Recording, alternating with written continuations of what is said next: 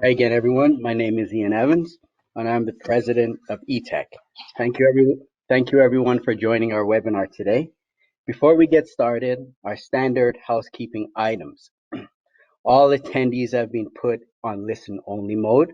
This webinar will be recorded. We will be sending a link to the recording within 48 hours. We will have a question and answer after the presentation. You can submit your questions in the chat, of course. And if you can't hear us or see the presentation, please message us in the chat. This presentation covers why user education and cybersecurity awareness is becoming so important, and why organizations across all sectors and sizes are weaponizing by arming their users against the considerable cybersecurity attentions they are facing. There is a major opportunity for cybercrime. Why is it so big? Well, it really boils down to one main thing, and that is danger. Ransomware is all we hear in the news every day. Every single day we hear about a company that just been attacked. Phishing, identity theft, and ransomware is only a tool that the bad actors are using. As we move to the next slide, I would like to introduce Fadi and Corey. They will be also presenting today. Fadi Aziz, he's a senior network administrator and sales engineer at eTech. And I would also like to introduce Corey Evans. Corey is a business development associate. Next slide, please. Who is eTech? Well, eTech is a turnkey managed services provider. We have been around since 2005. Some of the services that we provide: system support and IT consulting, cybersecurity audits, network and security assessments, cybersecurity awareness training. We can do training for your staff, your board, your members, volunteers, and customers, of course. We provide data protection services, including intelligent business continuity. We are website experts from web hosting, web design and development, and website security. We also provide IMAS consulting, IMAS hosting, and IMAS maintenance. IMAS is the #1 platform in the world for member engagement solutions. As we move to the next slide, well, here we are. COVID-19 is causing tremendous challenges for everyone. It is a global team effort to flatten the curve. What is our collective mission? Well, work from home. That's what we're doing. Social and physical distancing. And of course, we're told to wear a mask in public. As we hit the apex in North America, the US top Surgeon General Jerome Adams, with over 12,000 dead and almost 400,000 infected, says the next few weeks will be the hardest and saddest days of our lives. He referred to the devastation as Pearl Harbor and 9/11 combined. In Canada, the latest stats show over 16,000 plus infections, and as I just checked, well over 350 deaths. These stats are devastating, and we are all scared. Unfortunately, this devastation is a tremendous opportunity for hackers. Cybercrime is a rising criminal industry. It is very lucrative, it's very safe for the criminal, and relatively guilt-free. With certain crimes, you have to be a certain type of person, literally have a criminal mind to walk in and rob a bank. But not with cybercrime. Ransomware as a service has become mainstream. Anyone can do it. There are many sites on the dark web and even the regular web to show you how to create ransomware. They will even provide you with an email list to send to infect the user with ransomware. If the hacker gets caught, they just say it's their fee or it's my fee for providing a cybersecurity service for detection and recovery. As we move to the next slide, it is definitely not by accident that cybersecurity awareness training is becoming so prevalent right now, and that users are finding themselves on the front line of protecting themselves and their employers. Email phishing remains a top security threat, now more than ever. They're even harder to spot, with thieves using information from social media to personalize their attacks against your customers and your business. A disaster can definitely strike at any time to any business. Just because you have a backup plan, it does not mean your data is safe, let alone easily accessible in case of technical or natural disaster, i.e. COVID-19. The consequences of a disaster on a underprotected company can mean unwanted expenses, lost revenue, and loss of business. Even if you can preserve the data, it is important to recover systems quickly to avoid downtime. As we move to the next slide, businesses are at an increased risk. Your data protection is costing you time if you do not have the right protection in place. This is called the perfect data storm, which is a combination of three big factors. More data, customer expectation is rising. With that comes the risk of losing your data. Time is not just about you, it's your employees' time and also your company time. Downtime means everybody is down. This is everyone's time. As we move to the next slide, the three most important laws of cybersecurity. If there's one slide I would like you to remember the most, it is this slide. And especially with coronavirus, we are more vulnerable. If you have data, you have cyber risk. And if you have a vulnerability, guaranteed, it will be exploited. And as we know, humans are always and will always be the weakest link. So humans are far more vulnerable than technology. Just recently, the World Health Organization has reportedly seen attempted cyber attacks double since the onset of COVID-19 crisis. There have been recent attacks in the US. Just recently, the US Department of Health and Human Services also fended off attacks last week. The FBI had to issue an alert related to COVID-19 pandemic. I just learned about an attack in the UK. It was a medical facility called Hammersmith Medicines Research. They were just hit. They were set up to test, of course, coronavirus vaccines. The criminals were able to steal a slew of patient records, and they subsequently published some of the files on the dark web, demanding a ransom payment. The bad actors were able to get away with almost $1 million. So the recent ransomware attack on Hammersmith further demonstrate that there is no action too despicable for cyber criminals. As we move to the next slide.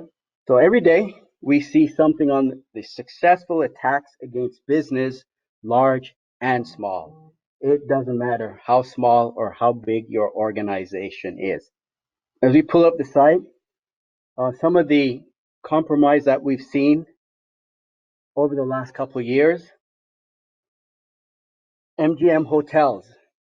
Many of you may have heard about MGM hotels in Vegas. MGM was just hit last month. It was announced that they were the victim of a ransomware attack where 10.6 million users who stayed at the MGM Resorts hotels credentials were published on the dark web. Besides details of a regular tourist, personal details including leaked files and also personal and contact details of celebrities, even tech CEOs, reporters, government officials, and employees of some of the world's largest tech companies were compromised. Just below MGM hotels, Facebook. Facebook has been compromised many times. As you look at this link right here, almost 420 million compromised accounts. This just happened in September 2019. Several unprotected databases were found online containing phone numbers and other information, in some cases names, gender, and their country. Many of you have heard about the Desjardins Group. This one also occurred recently, whereby 2.9 million users of Desjardins Group. This was just in June, where an employee of a financial services federation, Desjardins Group, of course, leaked personal details of more than 2.9 millions and 133,000 businesses. Toyota, just recently, as of last year, Sandra just pulled up Toyota, 3.1 million. We can go on. There are just so many. This was April of last year.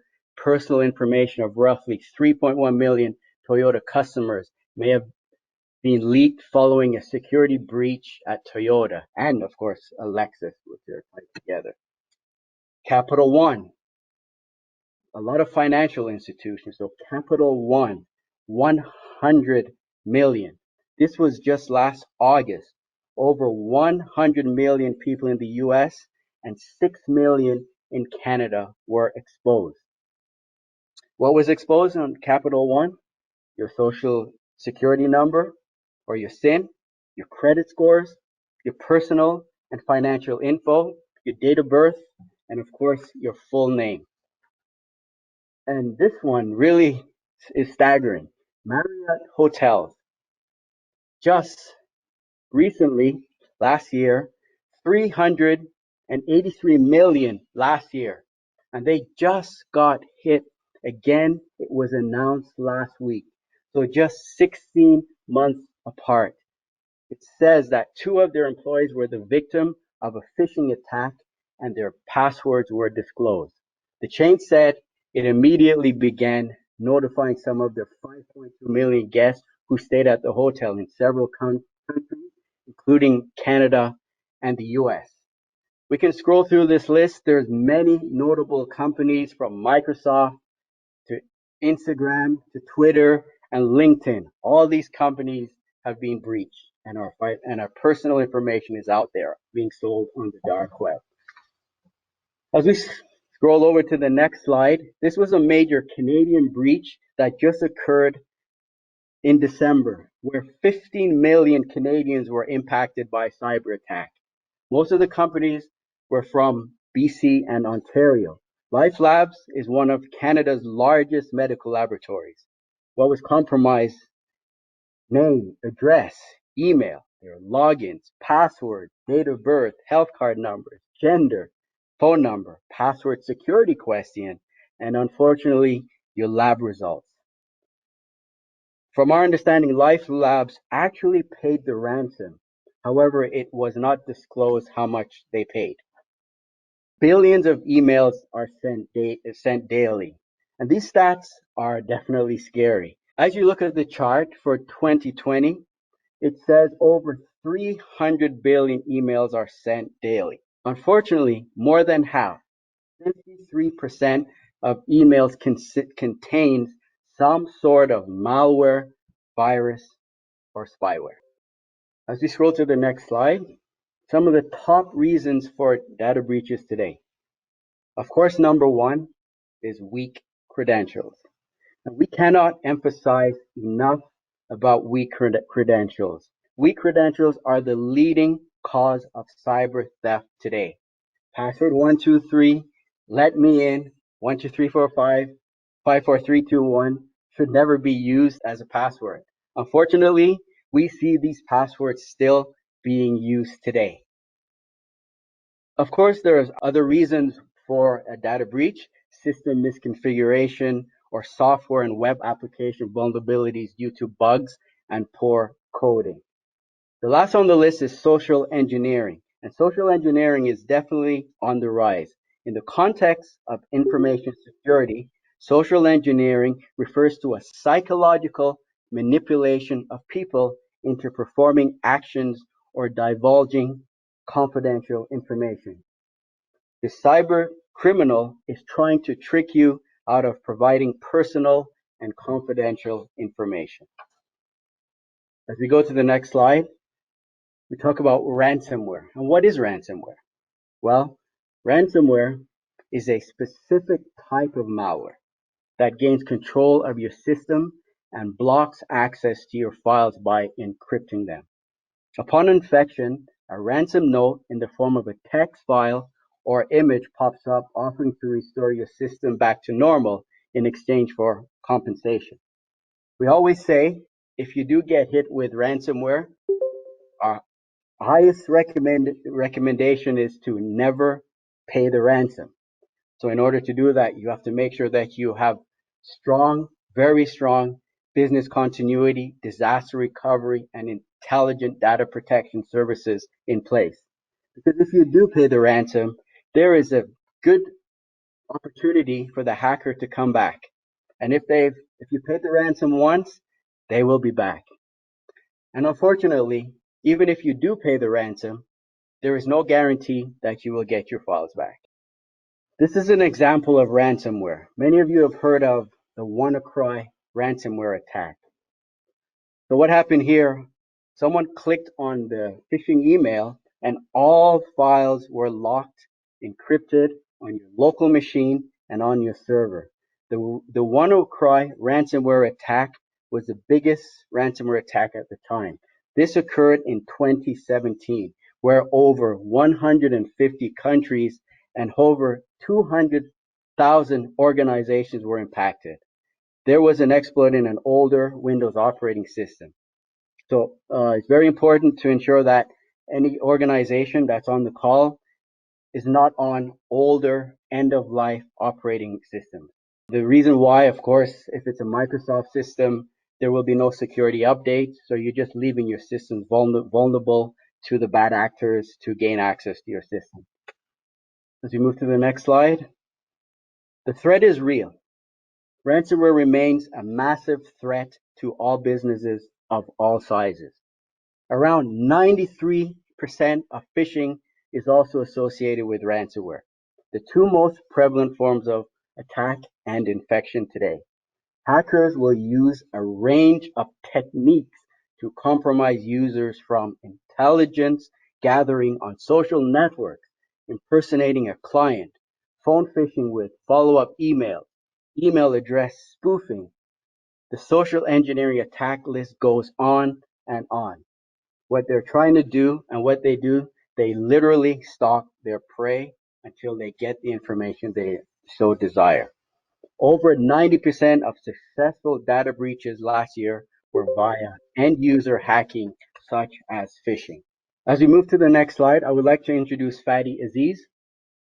Fadi, you're next. Thanks, Ian. You're welcome. What I would like to speak is I would like you to consider what are the devices requirement that you need when working from home. Some organizations may provide you with a device to work with. Some may ask you to use your own device to work with. If you use your own device, you may want to consider needed desktop, a laptop, tablet, or a Mac computer, and any other additional devices such as a printer, a VPN to connect to remotely, a monitor, a shredder to shred an important confidential document, or a box to keep an important document locked in a secure place. Other softwares, for example, a chat software to communicate with team members, voice and video conferencing to host meetings. The process for software installations. Some softwares may require special process. You may need to consult with your IT department for a software installation. Organization may have some softwares or systems in the cloud, or you may have your software installed in your computer. You may want to consider what software you want to use to do your daily task. For example, if you use a payroll accounting software, you may want to question yourself, is this software installed on my computer? Can I access the software through a web browser, or can I remote access to the software? As I advance to the next slide. When working from home, it's very important to keep yourself in a secure place. Someone you may gonna receive call You may receive a call, you step away for a few seconds or a minute. Someone may walk into your computer, type something on your computer, and a malicious website gets access. Also considering reading the organization guideline to keep your document in a secure place or password protected. As I advance next slide, researchers prove that 90% of remote workers do not act securely. 36% organizations have been hacked result of action of remote workers. 80% of employees use the same password. As I advance next slide, very important to keep safe password, very strong password. Read the IT guidelines and documentations. Enable multi-factor authentication on your work email. Lock your device when you walk away. Make sure your computer is secure and have the latest security updates and Windows updates. As I advance next slide, make sure your internet is secure. Change your default passwords, wireless password. Change the modem password. Modem that you receive from the provider comes with no password. You may have to secure it with a secure password. Use a hardwire connection to connect your computer. Hardwire connection is much more secure than a wireless. Use a virtual private network (VPN) when you work from home because VPN creates a shield to keep you away, protected from your online activity, and it keeps you away from the bad guys. Now I would like to hand the presentation to Corey Evans. Hi guys, thank you, Fatty. It's a lot of good stuff there. I'm You're actually welcome. going to go over a bunch of phishing emails that we're seeing amid the COVID-19 crisis and how to identify them and some of the social engineering attacks, how to identify those as well. So first thing I'm going to go over is social engineering red flags. So what do we need to check out for when we're receiving emails? The first one being the from address. So anytime you receive an email, first thing we all do is check the from address. Who is the email from? Are there spelling mistakes in the sender's email?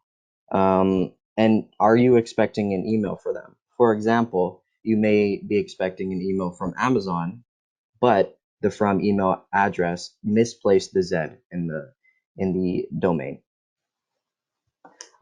We also need to check who the to address is. A lot of people missed this one. Were you CC'd on the email, or was it sent directly to you?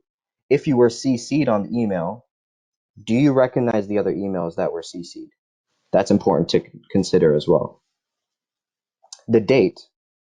Did you receive the email at an unusual time or date? For example, Saturday at 3 a.m. Why would I receive a work email on Saturday at 3 a.m.?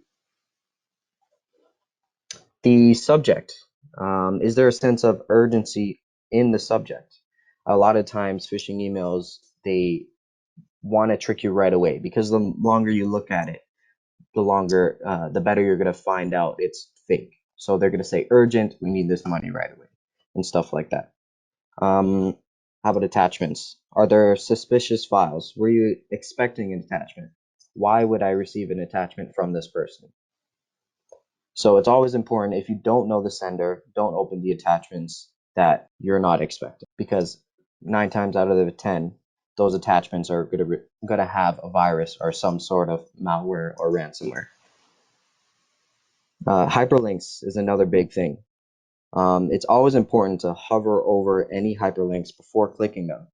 When you hover over a hyperlink, depending on your browser, the link will show you what the actual address is that you're being sent to. So when you hover over a hyperlink, you can see, you know what, is there misspelling in this link? It says Amazon, but they misplaced the Z. I'm not going to go there. It's clearly fake. And then the content. It's important to check, are there spelling mistakes? Are there spelling errors in the message?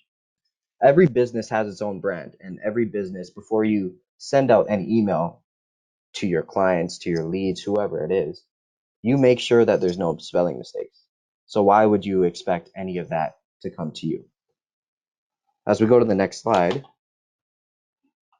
I'd like to share some of the phishing emails that I've seen recently. If we can click on that link. Great. So this is from the government of the UK. And we've actually seen similar phishing emails from the government of Canada and the United States government. So this phishing scam is designed to get you to click on the link to access your funds. Pretty much what this phishing email is telling you is that the government has taken precautionary measures, the National Health Services has your money and you need to access it here. It plays on the fact that most 40%, 50%, maybe even more of the workforce is financially unstable at this point in time. As we scroll down, this is a similar one. And this is from actually the World Health Organization. And for those of you who don't know, the WHO, World Health Organization, they're the leader in the fight against COVID-19. This email wants you to do the same thing as the last, except in this one, it says, we've attached a consumer stimulus package that your government has sent us to give to you. And I don't know about me, but I've never received an email from World Health Organization about a stimulus package. But at the same time, some people are going to fall for this. And it's important not to open the attachments because you're not expecting it. And this phishing email is actually very well done in the sense that there's no spelling mistakes and those things. But you need to check the sender address. Is it actually from them? Are they sending out these types of emails? Why would they be sending you a stimulus package from your government? As we scroll down, this one is a help desk impersonation from your IT team. Now, we know that a lot of IT companies, especially us, like we're getting bombarded with, my company's switching to working remotely. So that means we're getting a lot of tickets. There are some companies who send out coronavirus updates from the IT team about how to stay cyber secure. But the cyber attackers, they're taking this for advantage. So they're impersonating the IT team, the trusted source, and they're giving you those fake reports and their ideas for you to click on the link. But again, if we hover over these links, you can tell that they're malicious signs. There's bad spelling. It doesn't go to your IT team's website and such. As we go back to the slides, I'm just going to touch up on what I was saying earlier. There's 5 ways to tell if an email is phishing. And number 1 is the speller and grammar mistakes. We've all heard of or at least received the Nigerian prince who locked up funds, all that nonsense. And that email has a million spelling mistakes, more mistakes than the money they're asking for. And we can tell right away that that's fake. Now, nowadays, people are doing a better job of having better English in their emails. Number 2 is the generic or generalization of the user. Now, this is in the form of starting an email. Does the email say, "Dear sir, dear madam, hello ID number"? That's a sign that they don't know your name. Number 3, the links inside the email go to suspicious URLs or try to hide the suspicious URLs. And that's what I'm saying before. You have to hover over your links to make sure you're seeing the actual address that you're being sent to. There's a lot of times people may type out, "Oh, this is www.amazon.com." But when you still hover over that link, you're going to find those mistakes. Number 4, the sender's email seems suspicious. Again, check for those mistakes in the email. That's clearly not from Amazon. And number 5, again, never open email attachments from emails you're not expecting an attachment for. As we go to the next slide, I'm going to hand it back over to Ian. Hi, Corey. Thanks. That was great. Yeah, in terms of cybersecurity and data protection, there's 3 pillars. Right now we're trying to focus on the user, which is the people, but there's also the processes and technology. So given that background, what is best practice for minimizing today's threats? Cybersecurity is about people, process, and technology working optimally together. In terms of people, it's your staff, it's the training, the awareness, their professional skills and qualifications. For the process, what kind of processes do we have in place in the event that we do end up in some type of disaster with our systems? So our disaster recovery plans and documentation. All this should be documented in the event of a disaster. How do we advise our suppliers? How do we advise our clients and our staff? And of course, technology. That's the tools that we use. Data protect the technology tools, like our data protection, including our endpoint protection, our business continuity disaster recovery services, our cybersecurity awareness training, and of course, dark web monitoring, to name a few.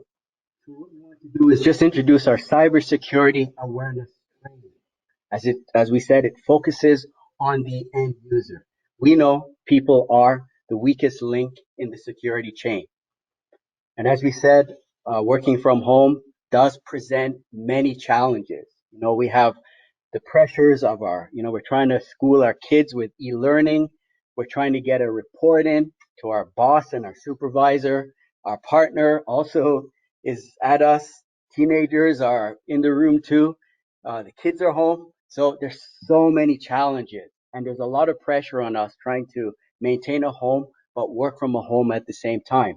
That's an opportunity for the bad actors because they know that our attention is divided. We also know that employee education is proven to reduce security risks, and computer-based security awareness training is a best practice for all industries. So cybersecurity awareness training is now an IT security necessity. It's not a nice to have anymore. The great thing is that user education through security awareness training is well proven. It is a universal best practice. Just want to hand over the presentation back to Corey. He was just going to do a deep dive into cybersecurity awareness training. Oh, that's all great. Thanks, Ian.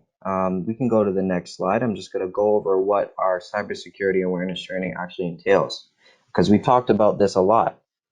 So our training is actually one centralized solution for ongoing user education. And what does that include? A virtual classroom. Typically, we can go on site, but in today's COVID-19 crisis, we do a virtual 1 hour classroom. We bring awareness towards cybersecurity, what are the best practices, and how to identify phishing emails. Then we send all of the users training courses. We have a abundance of training courses that we can pick from depending on what your company needs. We typically send the three best, which would be ransomware awareness, phishing awareness, and understanding cybersecurity. And then we actually have a phishing email simulator. So we actually send your staff phishing emails. Now, there's nothing wrong, there's nothing bad that happens if you click on the link. We'll just let you know, hey, this was a phishing email, that's not good. You may need more training or talk to your supervisor.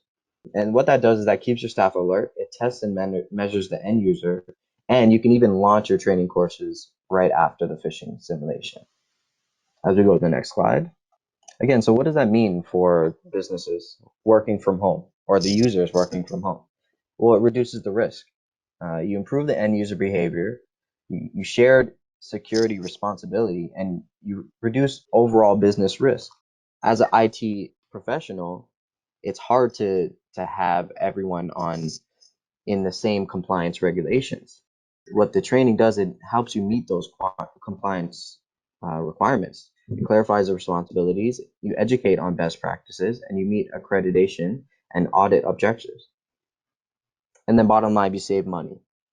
There's a lot of costs when it comes to breaches by government fines and the such. As we go to the next slide, I'm going to hand it back over to Ian. Thanks, Corey. Yeah, so we do have a promotion for all attendees today.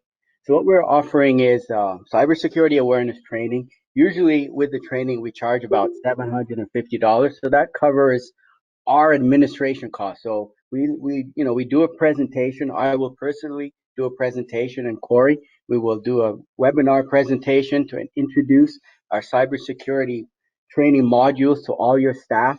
We will talk about best practices working from home, some of the threats, what things the end user should be looking for. We spend a lot of time on social engineering, phishing email, for example. And then we also include a monthly, as Corey mentioned, a monthly phishing email simulations. Again, what we're trying to do, we know that at any time the user can be vulnerable, especially working from home. So we want to keep you on your toes. We will not tell you when we're going to send you a phishing email, but we will be guaranteed to send you at least once a month. In the event that you do click on the email, that's okay. These things happen. It happens to everyone. You will not corrupt your files in any way. All it is going to do is send you to a safe site to let you know that you clicked on this email, and if this was in a real environment, this is what could have happened. And then what we do, we share that information with the administrator of each organization, and that just gives that administrator the opportunity to maybe reintroduce the training to the staff person, because with the license, we offer 3 e-learning modules that Corey mentioned, and you can reuse, you can recomplete or do the training again up to 1 year. So the cost is $35 per user, and you have 1 year to complete these e-learning modules as much as possible. And each course is about 10 to 20 minutes, so it doesn't take long. Within an hour and a half, you would have completed all the modules. And we also offer a certificate at the end of the 3 courses, which you can print and put on your desk while you're working from home. If you can advance to the next slide, we're pretty much done with our presentation. If there are any questions from anyone, we definitely would like to answer some of the questions from the floor. Corey, I see one. Actually, we already mentioned that you do get a certificate. So how does that work? Do we email a certificate to the user, or as they complete the course, do they just print the certificate right away? Yeah, actually, they get a certificate after the modules, and they're able to print that, put it on their desk, show their supervisor that they're doing a good job in their cybersecurity awareness training. Okay. I have another question that showed up regarding two-factor authentication. Maybe Fatty can answer this one. They just want to know how would you set that up if you're using Office 365 or G Suite? Do you go through what, your IT department, or is that something that can be set up strictly by the user? Yes, Ian, basically go through your IT department or whoever has the most privileged administrator access into the O365, and they can configure the two-factor authentication. Okay, great. Another one for you, Fatty. Someone asked, if an employee is working from home, should they always be connected to VPN? I think they're asking because their office is already is secure. So the question is, should they always be on VPN when they're connecting to the office?